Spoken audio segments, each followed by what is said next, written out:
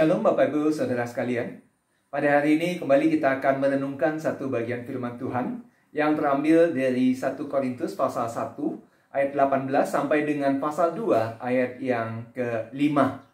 Dan saya beri tema untuk renungan hari ini adalah yang bodoh dari Allah. Nah Bapak Ibu Saudara, saya akan bacakan ayat ke-18 saja. Sebab pemberitaan tentang salib memang adalah kebodohan bagi mereka yang akan binasa. Tetapi bagi kita yang diselamatkan, pemberitaan itu adalah kekuatan Allah. Bapak Ibu Saudara, kata bodoh itu tidak selalu berarti seseorang yang ber-IQ rendah atau seseorang yang memiliki keterbelakangan mental. Tetapi bisa juga kata bodoh itu dikatakan kepada sebuah tindakan yang tidak masuk akal bagi orang lain, yang kadang kita bisa sebut itu sebagai sebuah kebodohan. Nah, hal inilah yang dinilai oleh orang-orang Korintus pada saat itu. Ketika Paulus menuliskan surat ini, dikatakan bahwa mereka itu menganggap bahwa pemberitaan Injil tentang kematian Kristus di atas kayu salib itu adalah sebuah kebodohan. Mereka mungkin tidak bisa membayangkan bagaimana Kristus yang mati di atas kayu salib, yang merupakan hal paling hina pada zaman itu, bisa memiliki kekuatan yang luar biasa, bahkan bisa mengalahkan akan kuasa dosa.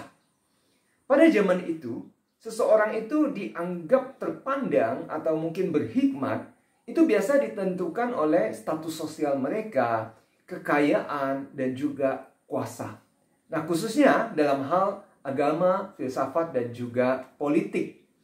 Orang-orang yang dianggap terpandang dan berhikmat seperti inilah yang juga memandang pemberitaan Injil itu sebagai sebuah kebodohan.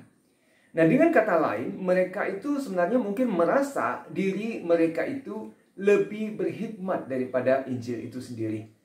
Padahal kita tahu seberapa berhikmatnya manusia itu sekalipun tidak akan ada artinya di hadapan Allah. Lagi pula, Allah sendirilah yang merupakan sumber hikmat yang sejati. Apalagi kalau seandainya mereka itu memandang para murid pada waktu itu. Mereka ini tentu tidak masuk dalam hitungan status sosial mereka pada waktu itu. Para murid ini bukanlah orang yang terpelajar. Pekerjaan mereka juga sangat sederhana. Bahkan ada pekerjaan mereka itu masuk dalam kategori yang dianggap hina oleh masyarakat pada waktu itu. Tapi justru Injil, firman Allah yang telah mengubahkan mereka menjadi orang yang berhikmat.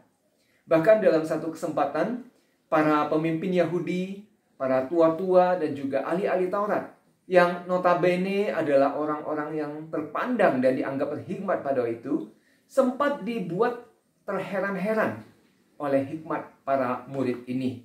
Seperti yang bisa kita baca di Kisah Para Rasul pasal yang keempat ayat yang ke-13.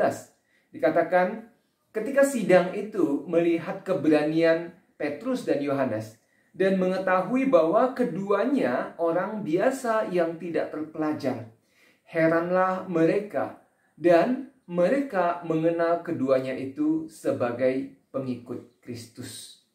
Nah, Bapak Ibu Saudara sekalian, sebagai pengikut Kristus, kita tidak perlu ragu ketika kita diperhadapkan pada apa yang dianggap berhikmat oleh dunia ini. Yang paling penting bagi kita adalah, mari kita jadikan firman Allah. Jadikan Allah sendiri sebagai sumber hikmat kita.